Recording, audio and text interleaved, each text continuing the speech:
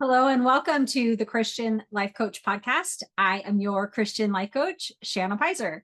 Welcome to today's episode. Today's episode is number 2 in a 3-part series, and I am talking all about the creation cycle, the foundational tool that I use in my coaching, which is the tool that helps us to renew our minds in order to be transformed.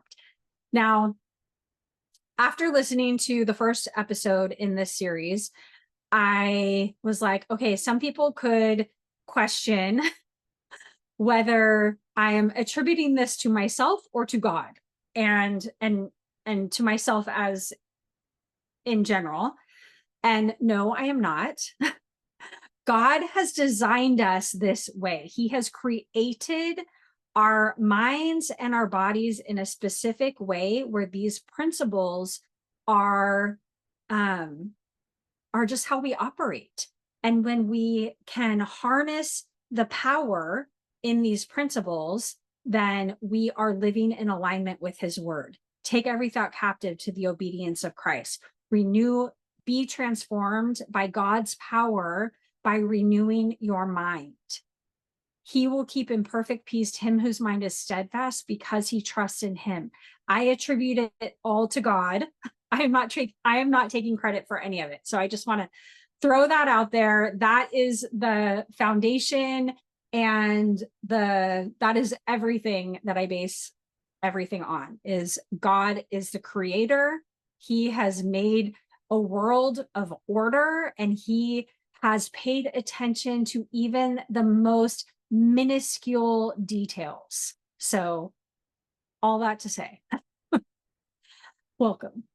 Welcome to episode 2 in this 3-part series on the creation cycle, the tool that I use in coaching, which is to help us to be transformed by renewing our minds.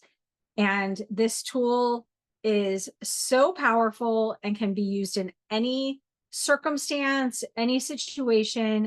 And it is used for awareness, and it is also used for purpose, for taking action, for shifting away from the way that we're doing things automatically to doing things purposefully.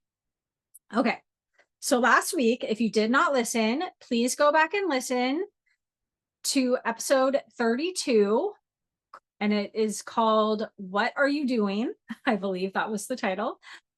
And I talked about how your actions, the things that you are doing on a regular basis right now, are creating your results, or the things that you have been doing over the past however long, your whole life, whatever. Those things that you have done have created the results that you have right now. The number on the scale is a result that has been created by the actions that you have taken around food and physical well-being. The state of your relationships is because of the way that you have or have not taken action in the past. And to learn all about the actions and how they create your results, go back and listen to episode 32. So if your actions are creating your circumstances, the life that you're living right now, and they are, your emotions are fueling those actions. Your emotions drive your actions. So what is driving your actions right now? Is it burnout, overwhelm, frustration, resentment, shame, regret, or is it something different? What is another way to ask that is, what is the most consistent emotion that you feel throughout your days? And it's probably a handful of emotions, but what are those emotions that you feel most often? And those are the emotions that are driving the actions that you're taking on a day-to-day basis. So if you've ever said, I know what I should be doing, I know what it's going to take to get me to that thing that I want to achieve. I don't know what to do. I do know what to do. I just don't know how to get myself to do it. Why don't I just do the things I know that I'm supposed to do? Well, here's your answer. It's because of the emotions that you're feeling. When you are feeling determined, committed, willing, certain, excited, anticipation about that thing that you want to create, you're going to take action towards it. So it's not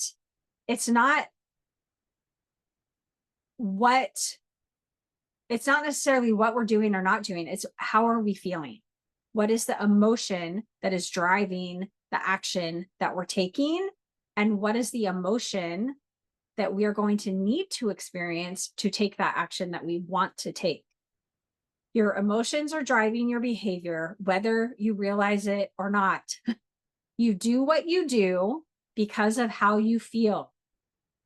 You do what you do to avoid feeling what you don't want to feel. For example, if you're bored, you don't want to feel bored, so you eat. If you're stressed, you go scroll because you don't want to feel the stress. If you are feeling overwhelmed, you might go on to Amazon and start adding to cart to have that sense of control. You might be feeling shame, so you isolate, you stay away from people, you keep to yourself, you hide. You might be feeling discouraged or afraid, so you don't follow through on the things that you want to be doing. So you don't need, and this is what people think they need, I just don't have enough willpower. I just need more willpower. You do not need willpower. Willpower is a finite resource. What you need is emotional awareness and to take emotional responsibility. So you need to be aware of what you've been feeling and what you're trying to avoid feeling, and decide, how do I want to feel? What is it going to take? What emotion is it going to take to be able to generate this action? And also emotional responsibility. Sometimes we feel afraid, but we don't act from that fear because we're emotionally responsible. We act from a different emotion. It might be bravery or courage or willingness. So it's feeling the fear, but doing the thing anyway. There's actually a book called that, Feel the Fear and Do It Anyway.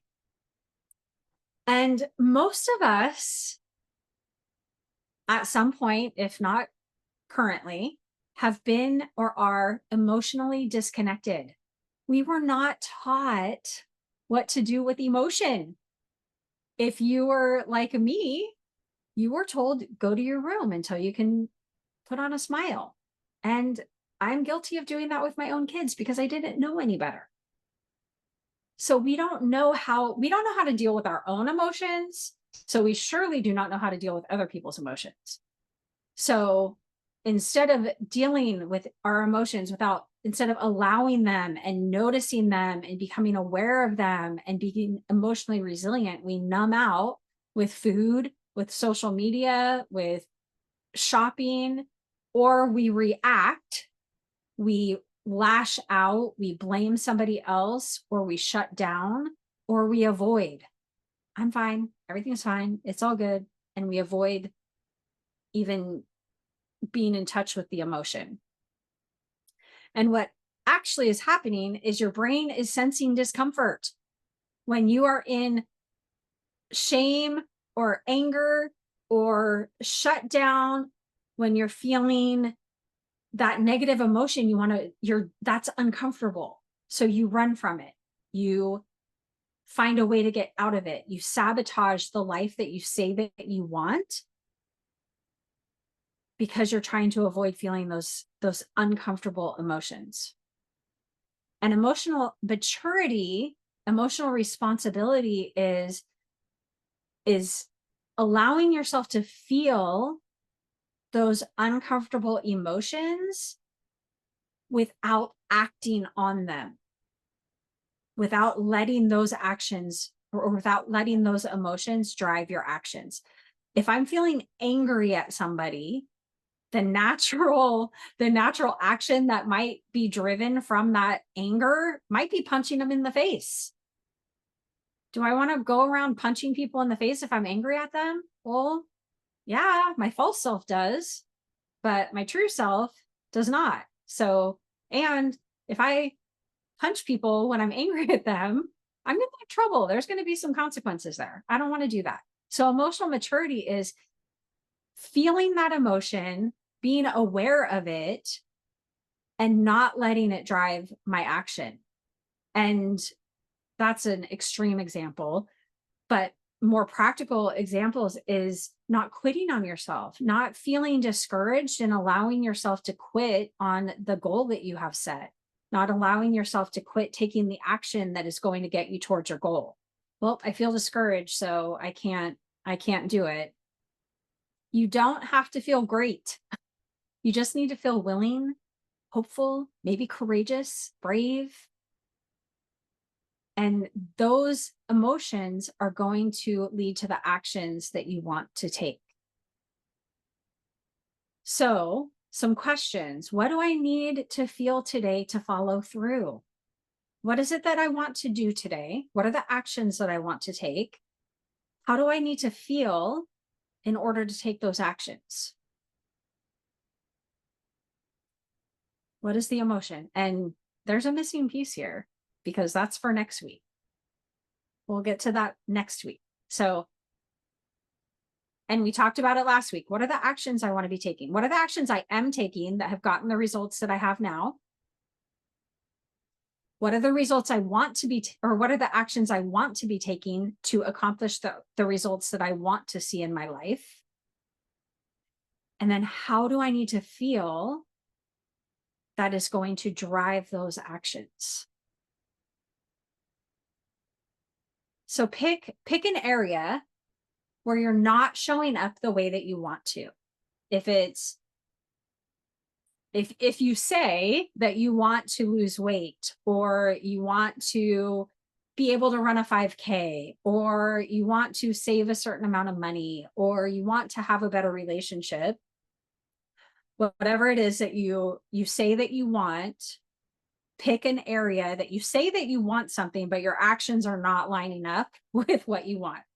So that is what I mean by not showing up the way you want in that area. So pick that area and then ask yourself, what am I doing or not doing to get me closer to that goal? Or what am I doing and not doing that is moving me farther away? What am I feeling, or what feeling am I avoiding when I do those things, moving me farther away? And how do I feel when I'm doing the things that get me closer? So we have basically the actions that you don't want to be taking, and what is the emotion that fuels those actions, and the actions that you do want to be taking, and what is the emotion that fuels those actions. So that is your homework for this episode. What is the feeling that drives the behavior that you want to stop? What is a feeling? What are a handful of feelings that would fuel the things that you want to be doing? Okay, that is episode 2 in our 3-part series on the creation cycle, which is my tool for coaching. And if you haven't watched the first episode, so episode 32, or listened or watched, go back and listen to that one. You might want to listen to this one again, and then subscribe so that you get notified when the next episode comes out, so you learn the actual starting point of the creation cycle. Although it is a cycle, so it's cyclical, so there's not really a start and end, but the crux of it, I guess, we will talk about next week. So I hope that you will join me again. Please like, share, give me a 5-star review, type some words in Apple Podcasts. I would love your support to help get this show pushed out to more people. And I appreciate you being here. And remember that life coaching is life changing, one renewed thought at a time.